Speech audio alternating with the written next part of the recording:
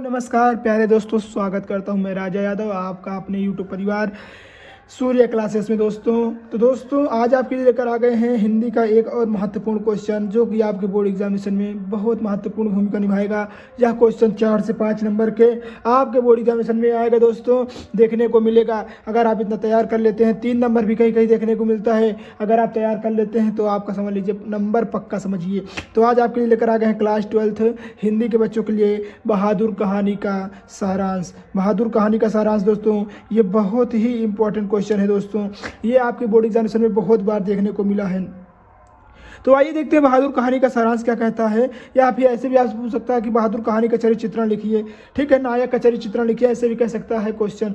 तो बहादुर कहानी अमर क्रांति यानी कह सकते हैं अमरकांत द्वारा, सॉरी दोस्तों यहाँ पर अमरकांत होगा, अमरकांत द्वारा लिखित एक नेपाली बच्चे के प्रति परिवार जनों द्वारा किए गए कटु व्यवहार, अर्थात कह सकते हैं एक परिवार द्वारा बच्चे पर किए गए कटु व्यवहार के द्वारा जो होता है उसी के बारे में बताया गया है।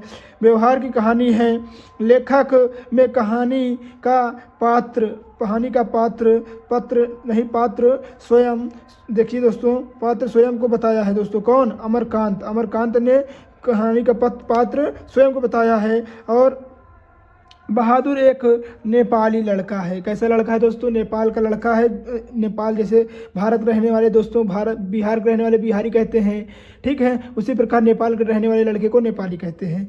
जो अपने जो अपने माँ के कटु व्यवहार, उसकी माँ उसको बहुत मारती थी कोई भी गलती करता था, तो इसीलिए माँ के कटु व्यवहार के कारण वह घर छोड़कर भाग आया। कहाँ भाग आया? देखिए लेखक अपनी पत्नी से के कहने पर उसे अपने घर पर नौकर रख लेता है, अर्थात कह सकते हैं नेपाली लड़का जो बहादुर था वो बेघर हो गया था, उसका कोई सहारा नहीं था। तो जो लेखक है उसकी पत्नी उसके कहने पर इसको नौकर के रूप में रख लेता है। लेखक की पत्नी का क्या नाम है दोस्तों? निर्मला नाम है। और उसका बेटा किशोर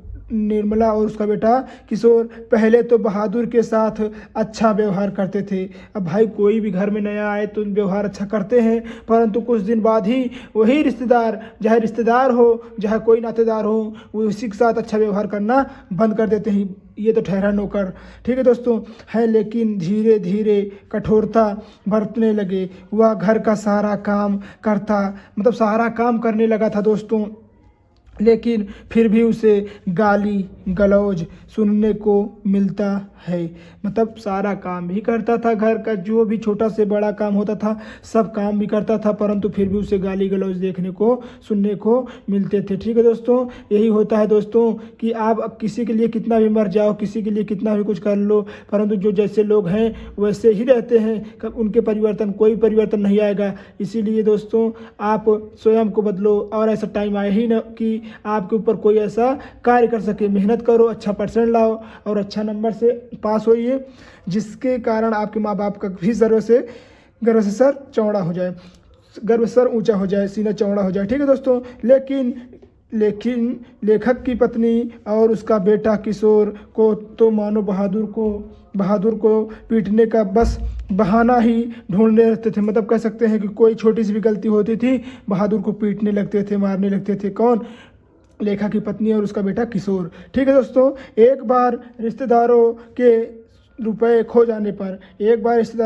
खो जाने पर जब घर वालों ने बहादुर पर चोरी का आरोप लगाया और उसे बुरी तरह से पीटा, तो बहादुर बिना किसी को बताए अचानक घर छोड़कर क्या हो जाता है? भाग जाता है।